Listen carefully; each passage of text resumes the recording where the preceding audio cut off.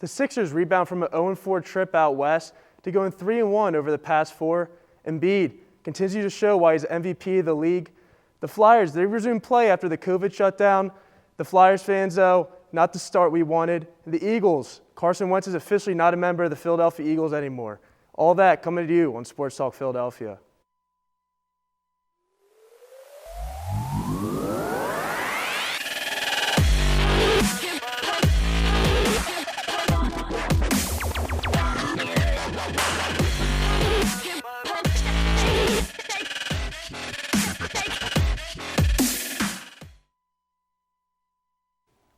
Hi everyone, welcome to Sports Talk Philadelphia. I'm your host today, Caleb Pfleiger. I'm joined by Tyler Small, Shane Nolan, and Aiden Tisisi.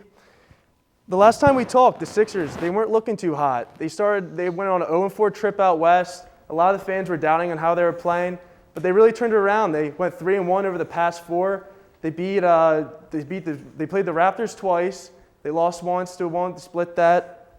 But we still have a half-game lead over the Nets. And that's all that matters. We're still in first place. We're still retaining that lead.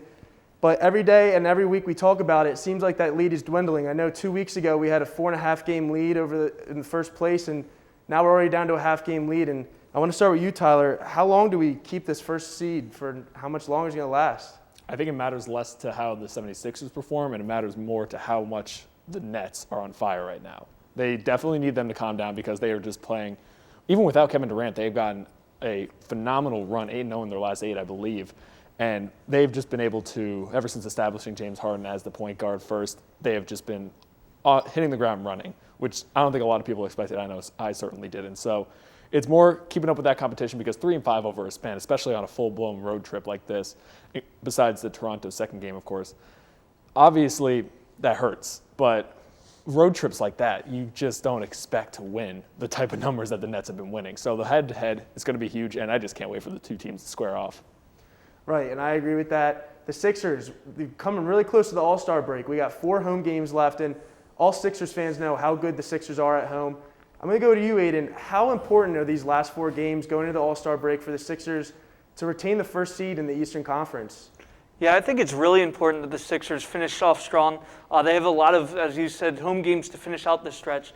And especially after that road trip, it's really important for them to win these games so that they can come off the All-Star game feeling ready to go for the last long stretch for the season. Now, the Sixers did go 3-1 over the past 4 stretch of games, but the bench, they continue to struggle as we saw, and that's even with the addition of Shake Milton back on the bench. The Sixers are the 3rd lowest scoring team in the NBA right now in points per game from the bench, which we all know that you have to have a good scoring bench to be elite in this league. And Shake Milton, he came back and he only had 20 points in back-to-back games. I mean, 10 points per game is pretty good, but we knew what Shake was putting up before that. He was putting up easy 15 a night, and it was a big boost off the bench. Tyler, I'm going to go back to you. Is this a struggle right now? And should the Sixers have an addition to the bench? I mean, the scoring is really a problem right now. It absolutely is a struggle, and you see some of the numbers coming from that alongside getting ready for the trade deadline, of course, and seeing some guys like DeMarcus Cousins was just released. So will the Sixers make a move on that potentially? I don't think they should for a big man. I think they need more scoring from shorter guys. But once you look at the numbers, it's just way too much inconsistency. Like when you look at the second Raptors win, the biggest factor for that was Korkmaz dropping 19. But in total, there was only 27 points coming off the bench. That's just, even though they put up 100 figures and they have a big 3 that can put up 70 a night combined, you just can't really rely on that night in and night out because you will have an Embiid game. He is human, as much as we seem to forget, where he goes 18 and 12. That's still a solid night for a starting big. And to be able to have someone to pick up the slack behind him, it's just all a matter of time before they need to either add an addition or stop taking flyers on guys like this. Yeah, man, go off your point on Embiid. And he's just still putting up monster numbers in this league. I mean, to not say he's the leader and the leading candidate for the MVP race right now, and you're not watching basketball because the man's averaging 30 points per game off 11.3 rebounds per game. I know he's scoring second best in the NBA. Rebounds, that's probably 8th best in the NBA. So he's putting up MVP numbers right now. Aiden, I'm good to you. Is Joel Embiid an MVP leader right now over LeBron James, James Harden maybe? Good to go to you. Yeah, I definitely think that Embiid at this point is the MVP candidate. I mean, he's put up 11 games where he's had at least 30 points, and 11 rebounds this year. So I think that's pretty huge there. But it's also the fact that when you see how the Sixers played on that road trip when he wasn't playing to when he's playing now, they weren't stopping teams the way that they do once Embiid's in. I mean, not only is he a great rim protector, he's gotten to the point where he's now athletic enough to go outside, stop some guys from ball rotation. So I think that he has definitely improved his game to the point where he is the MVP candidate. And what I just want to quickly point out for that, we have this debate back and forth, and the only reason I feel like we're not having it right now, and I'm sure you're going to get to it soon, is Simmons was out the first 2 games, 2-0, and then a 1-1 stretch. Now, obviously a small sample size, but we have this battle all the time with whether Simmons with this team is the best addition. I mean, when you look at the top 4 with Simmons, Embiid, Harris, and Curry, when they're playing with them, they have a 164 plus minus. Without them, it's a 149. Not a huge drop-off. Obviously, you're going to get better numbers with your starters. But with Joel Embiid this season, he's having another season where he's plus without him. He's averaging 35.5 per game, and that would obviously put him in the front of the MVP race. So I don't think that necessarily we're still going to get back to that argument because the team is winning, whether Simmons is better or worse for this team. But I know certainly Embiid would be having undoubtedly the MVP numbers if he were alone. Yeah, we got to look. Against the Bulls, he had a 50-point game. I mean, that's unreal. You don't see that a lot. That was the first time he's ever done that in his career. His previous high before that was 49, I believe. And even against the Rockets, he had 31 points, 12 rebounds, and 9 assists. That was without Ben Simmons. I mean, 1 assist away from having a triple-double for a big man like that. I mean, that's pretty impressive. Next, I want to move to the All-Star ballots came out, and we saw Ben Simmons made his 3rd All-Star game. Joel Embiid got his 4th All-Star game. But all Sixers fans, I think we were kind of expecting Tobias Harris to be on that list this year. I mean, he's putting up career numbers. He's having a career high in points per game at 20.7, career high in assists at 3.4, career high in field goal percentage at 51.3. The man's just having a heck of a year. I mean, he's really living up to that contract. I mean, a lot of Sixers fans over the offseason were really bashing him for how he played coming off that contract. We really didn't think he was worth the max. I mean, in my eyes, he's really playing up worth that money right now. And Tyler, I'm going to go to you. Was Tobias Harris snubbed from the All-Star game this year? I think he was snubbed, and I hate to put this much down on Simmons, but it just goes to my next point. I think he was snubbed by Simmons. I think that he gets that difference, and it just kind of comes to how you value a player, especially that you want to build your team around. But when it comes to All-Star games, you really just want to see the best stats. And when you see that, 20.7 points per game compared to Simmons' 15.7, the only benefit he has, because they're pretty much the same in rebounds, is the 7.9 assists per game for Simmons. But when you put that together for a win share, it's 3.4 win shares on the season for Tobias Harris and 3.3 for Ben Simmons. So he still has the benefit, even though Simmons is a gifted facilitator of the basketball. So I think he was snubbed by his own teammate in this one, and I don't think that there was not much hiding it besides the fact that Ben Simmons is a bigger superstar. Yeah, you never know. As Sixers fans, we all hoped Tobias was going to make it, but there could be someone could rule out last second and Tobias could get the last second call. Yeah. You never know. But there's a lot of great players that got snubbed over the past few years, and Tobias Harris is unfortunately one of them this year.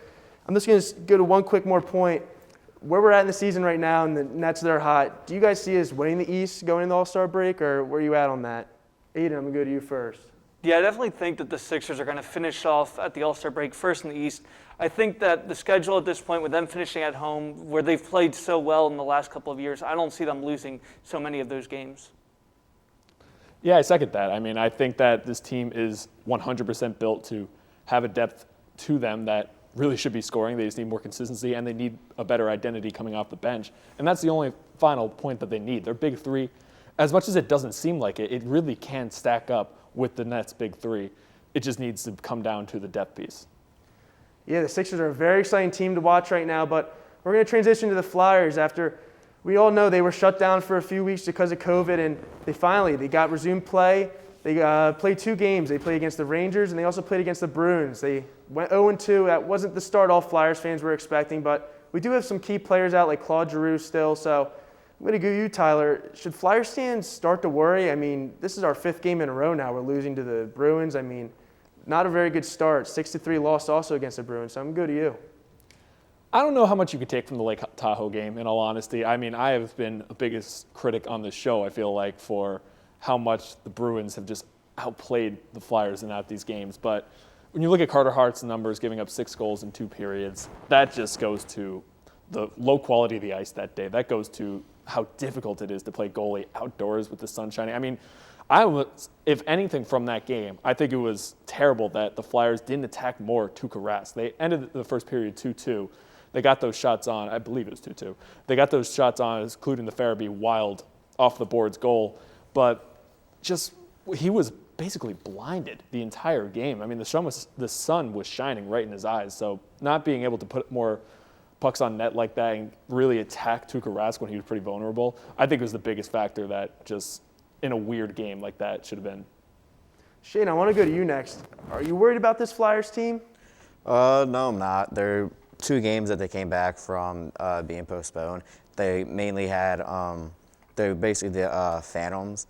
And the 1 game against the Rangers, they went to a shootout, which is basically a skills competition. So, I mean, that game I wasn't too worried about. But the Bruins game, the Bruins have been like their Achilles heel all season long this season. And they would probably be a much better team if they haven't played the Bruins this much this season. And because the majority of their losses came from the Bruins, especially with Carter Hart and his numbers. I think he's 5-5-2, in which all his 5 losses have come from the Bruins, except for 1 game against the Sabres. So no, I'm not too worried about this team, especially because they're playing tonight and they're supposed to get Claude Giroux back tonight. So. Yeah, I like how you brought up the point that Carter Hart's 5-5-2 over his starts this season. That's kind of mediocre stats compared to what he was producing the past 2 years. Should we start to worry about Carter Hart, or this is just the beginning of the season? It's also the COVID season. It's a lot different than past seasons. Should we worry about him or no? I think it's kind of goes hand in hand with Hart not playing up to his expectations. It's also been the 5-on-5 play for the Flyers. I mean, this season, although his goals allowed per average for Carter Hart this season are up about 50%, 0.5%, not 50. But it's a big factor for being in net like that, but giving up the chances that they have.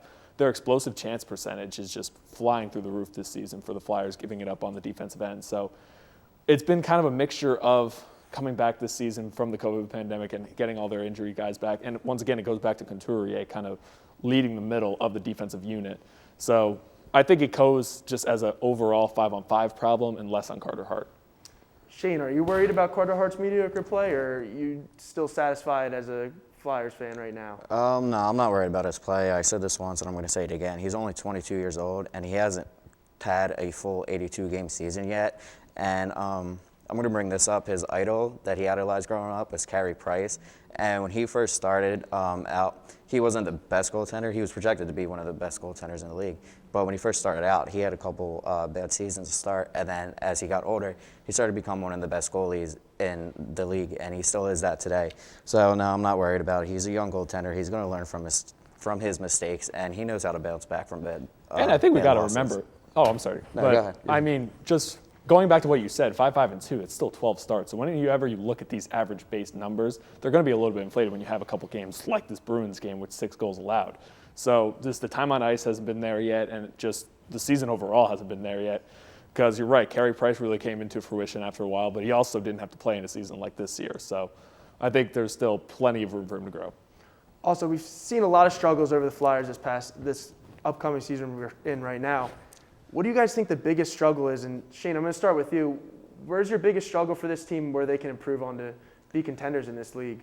Right now, it's probably their power play. Their power play hasn't been great this season, especially with how many top players they do have, especially for their first 2 power play units. I think it can be better, and I think it will get better. All they have to do is they don't shoot a lot on the power play. And I think that's what they're going to have to do more, and especially get it on net, because a lot of their shots have been going either high or wide, and the deflections just haven't been there sometimes, except for James Van Riemsdyk. But yeah, it's definitely their power play. Yeah, and the Flyers, they should be getting Claude Giroux back, which would be a big addition to this offense. So hopefully the Flyers get back on track. It is really hard coming off being off extended weeks and being on the ice like that. So shouldn't be too worried as Flyers fans. But now we're going to transition to the Eagles, which it's probably the most hot topic in Philadelphia right now. Carson Wentz is officially not a member of the Philadelphia Eagles anymore. He was officially traded to the Indianapolis Colts. The Philadelphia Eagles received a 2021 third-round pick, a conditional 2022 second-round pick that can turn into a first-round pick if he plays 75% of the snaps or if he plays 70% of the snaps and the Colts make the playoffs. just going to start going around the table. I mean, what do you guys think about this trade? Are you happy? You sad? What do you expect? I know a lot of Eagles fans were expecting this trade to happen, but now that it finally happened, what are you guys thinking? Well, I mean, they got a first-round pick. And because we say that, obviously, it's unconditional. But I guarantee you they're making the playoffs, and I guarantee you he's going to be there. You know, knock on wood, no injuries happening to him. But I just can't believe they actually let him go. I can't believe that all these rumors proved to be true, because he is going to have such a bounce-back season, because Frank Wright knows how to coach him. 2017 compared to the last season, his intended air yards per attempt were at 8.8 yards, which is 1.8 further than the year he was with Wright. He had a 64 quarterback hits this season, where he had only 40 last season. Even though the quarterback rushes were the same, he just had to make more plays on his feet. And even though he's a gifted player when making plays on his feet, rolling out of the pocket, doing hurry-up offense, on the run-pass option this year, he had a 57.4% completion percentage and 500-plus rushing yards, which means that he was excelling, which means that he was playing well, and yet Doug Peterson just never seemed to actually call those plays. So we'll have to see what the Indianapolis Colts do with him, but I think it'll be a lot better than what he received last season. Aiden, I'm going to go to you next. What was your reaction when you saw the Carson Wentz trade? I mean, it's got to be sad seeing the drop-off from what we went to in 2017, where all of us were looking up to him as an idol pretty much. I mean, the guy was putting up MVP numbers, and then now, 3 years later, he's off the team. Aiden, what was your reaction to that? Yeah, I was definitely a little sad about it. However, I think most Eagles fans saw that this was where it was going. Wentz just didn't look like he wanted to be here at the end of the season. Part of that was the mismanagement of him by not getting players around him and just bad play calling. But I think that Wentz was also hurting the team. There's been a lot of rumors going around that he wasn't really talking to Doug. I don't know how, again, we don't know how much of that was true or not true, but there definitely was some sort of rift between Wentz and the Eagles. So I think that being able to trade him and get a conditional second-round pick that can turn into a first and a third is definitely something that we can look forward to rebuilding this team. Yeah, and something with this whole trade that just rubs me off the wrong way is just the way that Carson handled the whole thing. I mean, he's our franchise quarterback. The amount of love that the fans showed him over the past 5 years that he's been here, I mean, just the way he handled it, I felt like he could have tried to at least fix things, I mean, with the Eagles, but it didn't seem like he gave it a shot. But hopefully Jalen Hurts can be that next guy. And I'm going to start with you, Tyler. I mean, do you think Jalen Hurts is the next quarterback of the future? It doesn't sound like the Eagles are too committed to him yet. I mean, he only started 4 games, so I can't blame them. But we also do have the number 6 overall draft pick, and that's a prime number for a quarterback to be taken. So where are you at on the quarterback situation for this upcoming year? I think he's just going to be a filler quarterback. I think he's going to be the same thing that Teddy Bridgewater was with the Carolina Panthers. Just get to them to this point, use the rest of his rookie deal. He have 3 or 4 more seasons with them. Just see what you can get from him from now, build the team around him, and then be that one place away where you could either trade up and draft a quarterback coming in the future, or better yet, you can go out into free agency, try and get someone. Like if there was, for example, a Deshaun Watson, I can't think that far ahead, obviously, but if there were a Deshaun Watson-esque situation going on right now, the Eagles could be fully into just blowing the rest of their future. They already have the team around him and try and build a dynasty around him. But for now, Jalen Hurts, they're in a good situation with him because they can see what he's got out of him. Maybe they could win some games with him. They're in the NFC least, so maybe they could actually get to a close enough battle late in the season to actually get people to buy tickets for the Eagles. But at the end of the day, he's going to be gone in 3 to 4 years. Aiden, I'm going to go to you next. The Eagles had the number 6 overall draft pick. Do you think, as a fan, that the Eagles are going to draft a quarterback at 6? I mean, I think a lot of fans would be upset at that just because there's a lot of talent there. We got Devontae Smith, Jamar Chase. I mean, big time, even Kyle Pitts, big time offensive name talents that are there on the board. Should we use a high draft pick like that to get a quarterback, or should we roll with Jalen Hurts on the rookie deal and see what he has?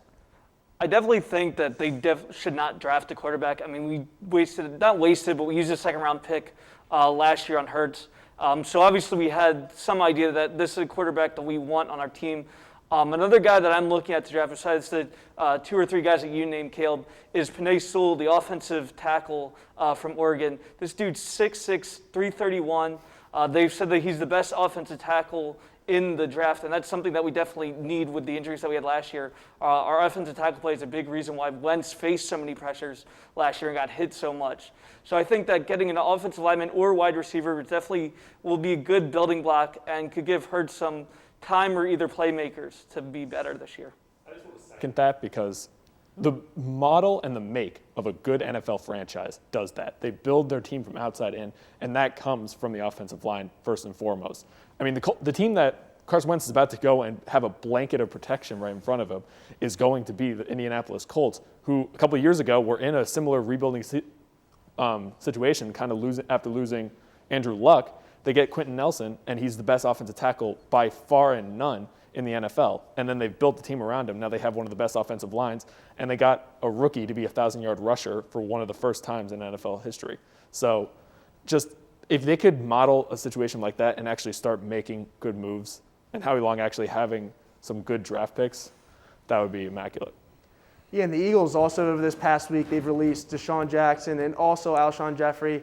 I think most Eagles fans expected that move coming just because we all know we have the second highest cap in the league right now, and their contracts are pretty hefty, and they've been in the NovaCare complex for most of their time here. So we all expected that to come, but is there any more releases to come? I mean, we have Zach Ertz still on the team. We have Malik Jackson. And even Javon Hargrave, who we signed last year. Those are 3 pretty big contracts. I mean, do you guys see any cuts, any trades coming up soon? I'm go to you, Tyler.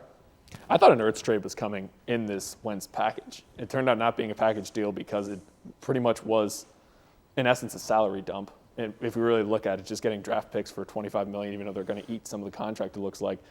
I just think that they need to get more cap off the market, because if they're going to get as close to that $180 million floor that a team has to have, they're going to try and scrape the bottom of the barrel, because there's no reason to spend extra money this season. Aiden, how about you? Yeah, I definitely think that there's going to be some trades and releases coming. One guy's name that came up, not really talking about too much, but Darius Slay. He's a guy that we signed last year because we thought this team would be competitive. We ended up not being that. And it's sort of like, where's our future at this point?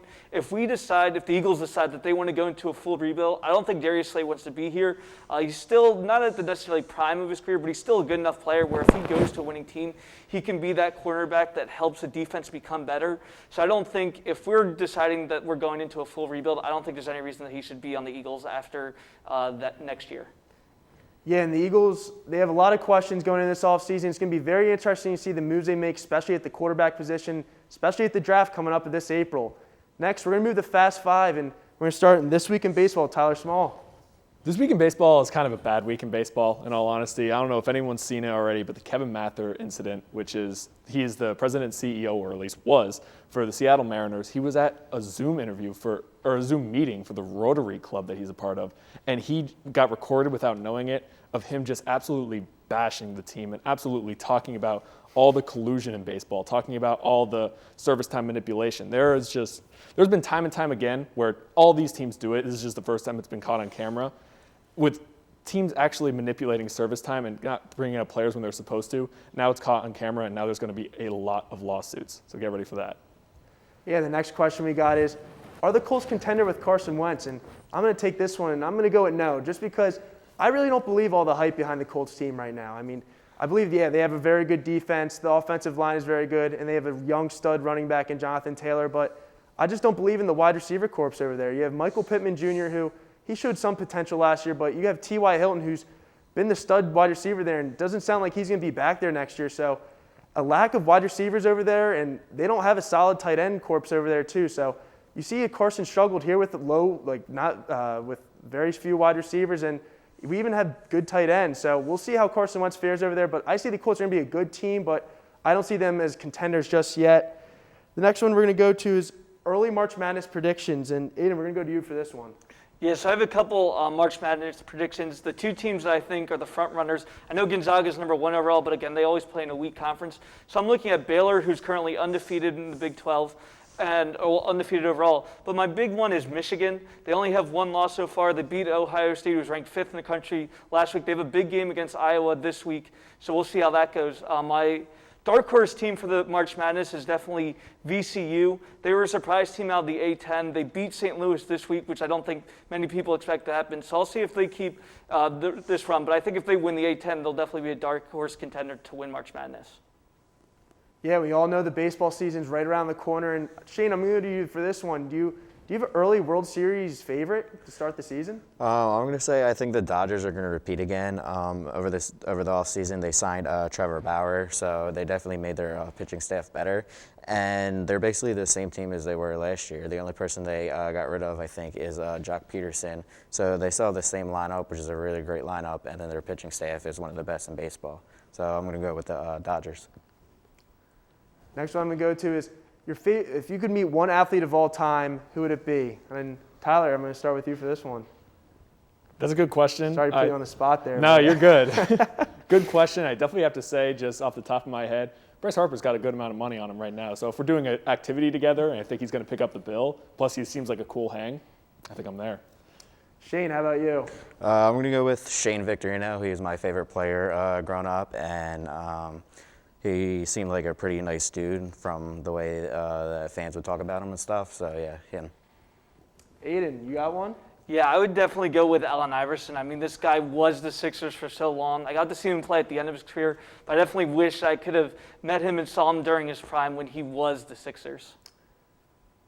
And I'm going to go now. I was going to go with Allen Iverson too, but I'm going to go with Deshaun Jackson. I mean, I know that's not a popular, might not be in the Hall of Fame, but just growing up as a kid, he was the number one wide receiver on the Eagles. One of the first memories I have of him is the Miracle in the Meadowlands, as many Eagles fans remember, is when he took that pump back and don't jump backwards in the end zone. And also, he's the Dallas killer.